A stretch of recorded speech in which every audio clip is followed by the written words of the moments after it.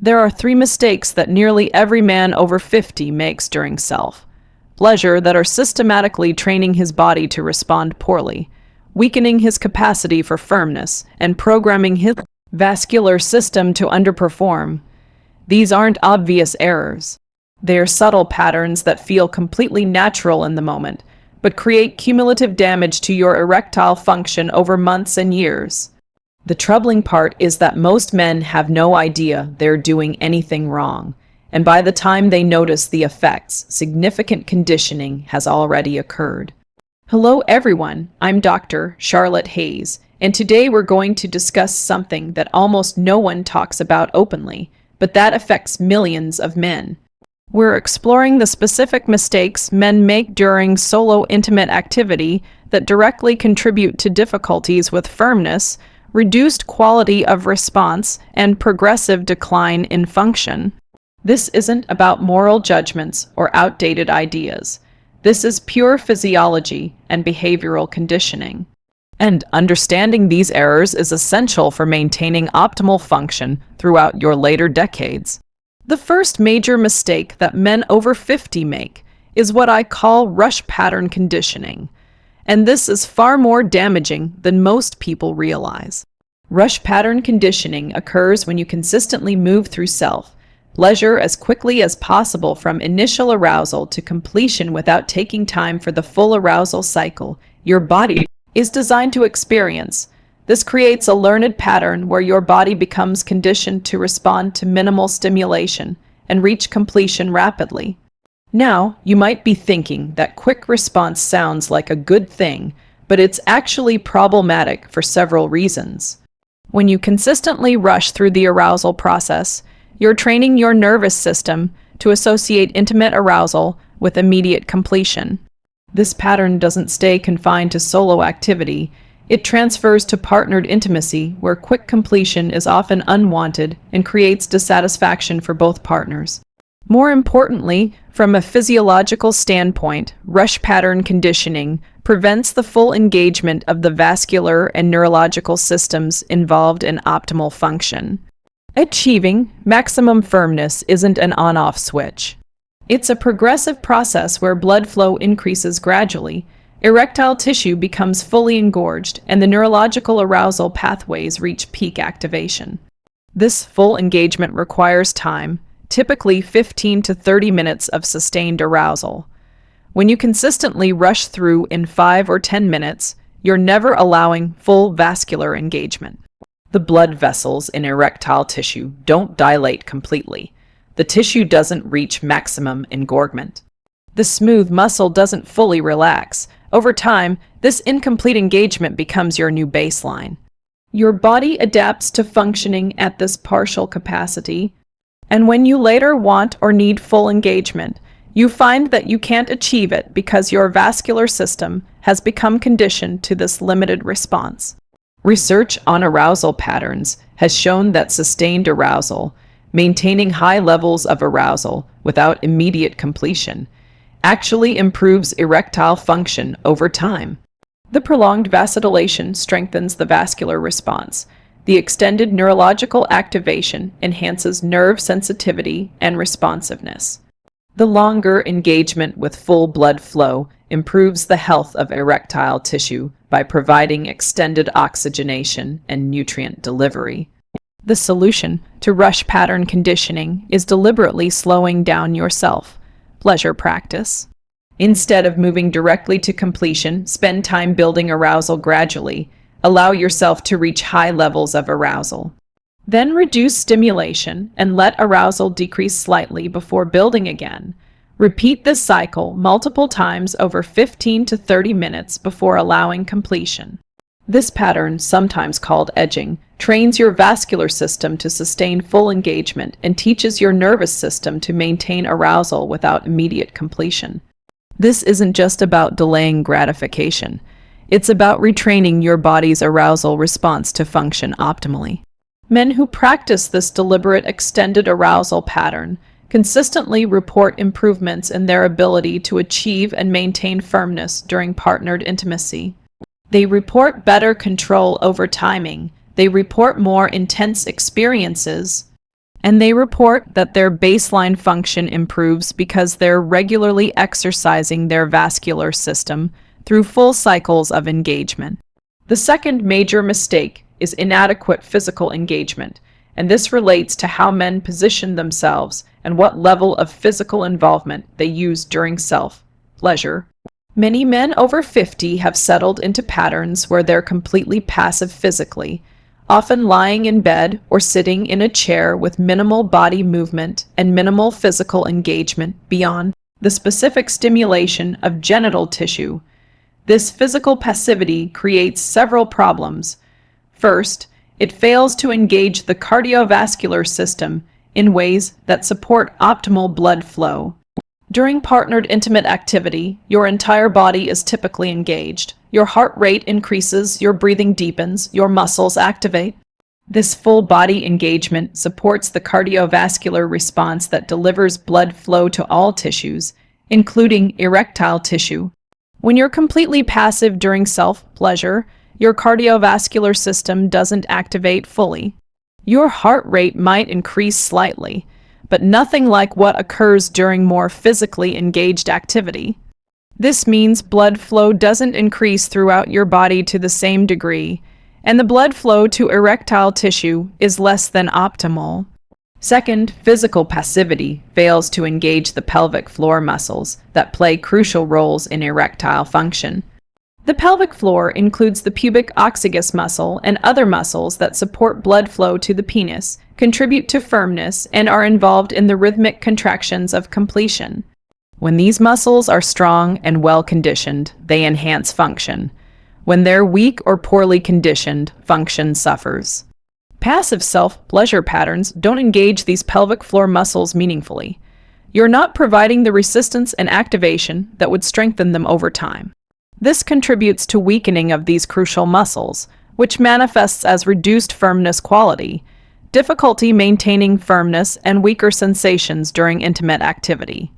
Third, physical passivity during self-pleasure creates a mismatch with the physical engagement required during partnered intimacy. If you've trained your body to respond while completely passive, but partnered intimacy requires active physical engagement, you're creating a disconnect between what your body is conditioned to do and what you need it to do in real intimate situations. The solution is incorporating more physical engagement into self-pleasure practice. Instead of lying completely still, try positions that require more muscle engagement. Standing positions engage your legs and core. Positions that involve some movement of your hips engage your pelvic floor and gluteal muscles. Intentionally contracting and releasing your pelvic floor muscles during arousal strengthens these crucial muscles and improves their coordination with arousal responses. You can also incorporate cardiovascular activation by doing some light physical activity before self-pleasure to elevate your heart rate, or by incorporating movement during the practice itself. The goal is training your body to associate arousal and function with active physical engagement rather than complete passivity. Research on pelvic floor function has clearly shown that men with stronger pelvic floor muscles have better erectile function, better control over timing, and more intense experiences. Pelvic floor exercises, often called Kegel exercises for men, significantly improve function when practiced consistently. Incorporating pelvic floor engagement into self-pleasure provides both the strengthening benefits and the functional integration of training these muscles in the context where you actually need them to perform. The third major mistake, and this is perhaps the most insidious because it seems completely harmless, is excessive reliance on intense stimulation. As men age and notice that arousal and firmness don't come as easily as they once did, there's a natural tendency to increase stimulation intensity to compensate. This might mean using a firmer grip, faster movements, or more intense techniques to achieve and maintain arousal. The problem is that this creates a progressive desensitization cycle. When you consistently use high-intensity stimulation, you're raising the threshold of what's required for arousal.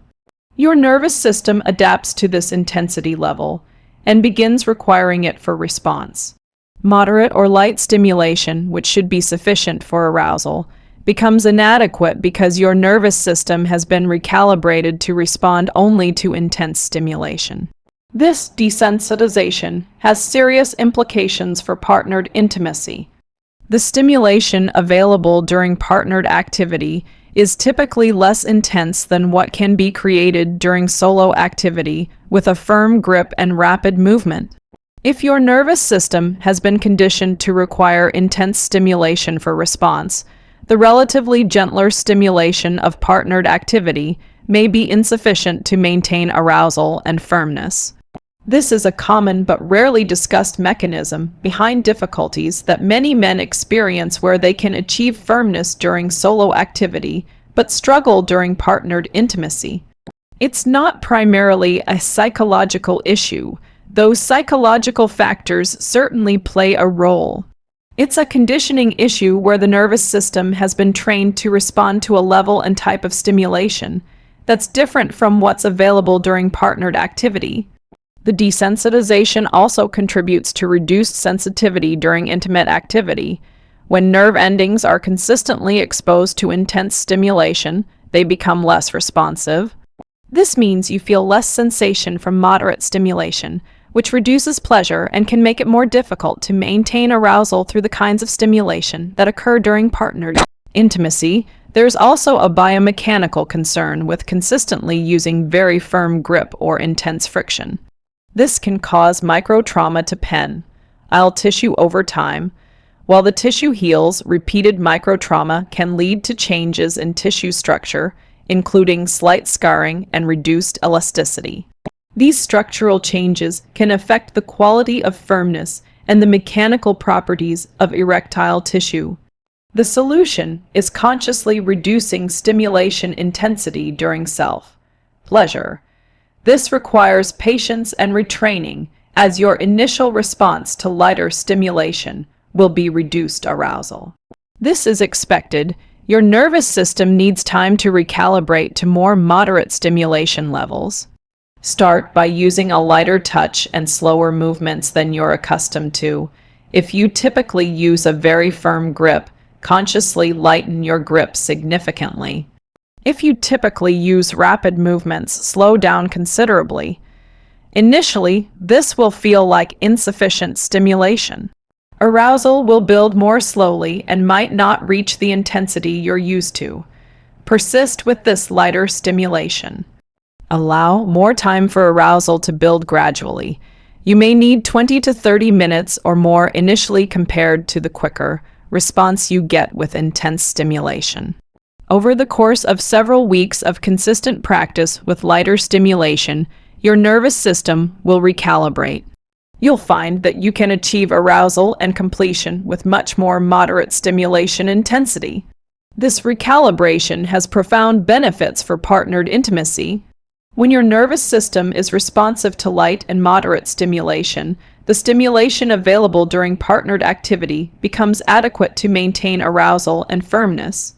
Sensitivity increases, making intimate experiences more pleasurable. Function during partnered intimacy typically improves significantly once this recalibration has occurred. There's also a timing consideration related to all three of these mistakes. Many men over 50 have fallen into patterns of very infrequent self-pleasure, sometimes going weeks or even months between instances. This infrequency is actually problematic for maintaining function, because erectile tissue needs regular blood flow for optimal health. The old adage, use it or lose it, has real physiological basis when it comes to erectile function. Erectile tissue requires regular oxygenation and nutrient delivery that comes from regular engorgement with blood.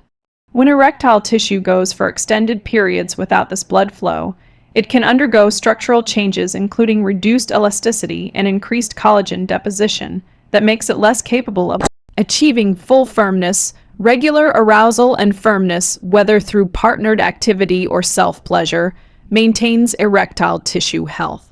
Research has shown that men who have more frequent intimate activity, whether partnered or solo, maintain better erectile function as they age compared to men with very infrequent activity. The optimal frequency appears to be 2 to 3 times per week minimum for maintaining tissue health. This doesn't mean you need to reach completion each time. Even regular arousal and partial firmness without completion provides the blood flow benefits that maintain tissue health. Combining optimal frequency with the corrections for the 3 major mistakes creates a comprehensive approach to maintaining and even improving function through self-pleasure practice. Have regular sessions at least 2 to 3 times per week. Make these sessions extended 15 to 30 minutes or longer, with focus on building and maintaining arousal rather than rushing to completion. Incorporate physical engagement and pelvic floor activation. Use light to moderate stimulation intensity rather than intense stimulation. This approach transforms self-pleasure from a potential contributor to declining function into a therapeutic practice that actively maintains and improves your capabilities. You're training your vascular system through regular full engagement. You're strengthening pelvic floor muscles. You're maintaining sensitivity to appropriate levels of stimulation. You're conditioning your body to sustain arousal and function optimally. It's worth addressing the psychological aspects as well, though we're focusing primarily on the physiological. The way you approach self-pleasure mentally affects your experience and the physical responses. Approaching it with presence and awareness rather than as a rushed mechanical release enhances both the immediate experience and the conditioning effects. Mindfulness practices during self-pleasure, where you focus attention on physical sensations and stay present with the experience rather than distracting yourself with external stimuli, enhance neurological integration and can improve the mind-body connection involved in arousal and function. Many men use external stimuli like videos or images during self-pleasure. And while this isn't inherently problematic, there can be issues if this becomes the only way you can achieve arousal. If your arousal becomes completely dependent on external visual stimulation, this creates another mismatch with partnered intimacy where such stimulation may not be available or appropriate. Balancing practice between sessions with and without external stimuli maintains your ability to achieve arousal through physical sensation and imagination, which are the primary sources of arousal. During partnered activity, let's discuss what men can expect when they correct these 3 major mistakes. The timeline for noticing improvements varies, but most men see changes within 2 to 4 weeks of consistent practice using the corrected approach. Initial improvements often include better quality of firmness during the practice sessions themselves. As you extend the duration and allow full vascular engagement, you'll notice achieving fuller, more robust firmness than you may have experienced with rushed sessions. Within 4 to 6 weeks, most men notice improvements in their baseline function. Morning firmness often increases in frequency and quality. Spontaneous arousal may increase. The ease of achieving arousal improves by 8 to 12 weeks of consistent corrected practice. Improvements in partnered intimacy typically become apparent. Better firmness quality, improved ability to maintain firmness, better control over timing, and enhanced sensitivity are commonly reported. The key is consistency and patience. You're retraining patterns that may have been established over years or decades. The conditioning won't change overnight, but with persistent practice using these corrected approaches, meaningful improvements occur. It's also important to recognize that these practices complement other interventions for supporting function. Correcting self-pleasure mistakes works synergistically with nutritional strategies, appropriate supplementation if needed, regular physical activity, and stress management to create comprehensive support for optimal function. Thanks for watching today. If you found this valuable, please subscribe for more evidence-based strategies for maintaining health and function. Until next time, this is Dr. Charlotte Hayes reminding you that how you practice in private directly shapes your capabilities in all contexts.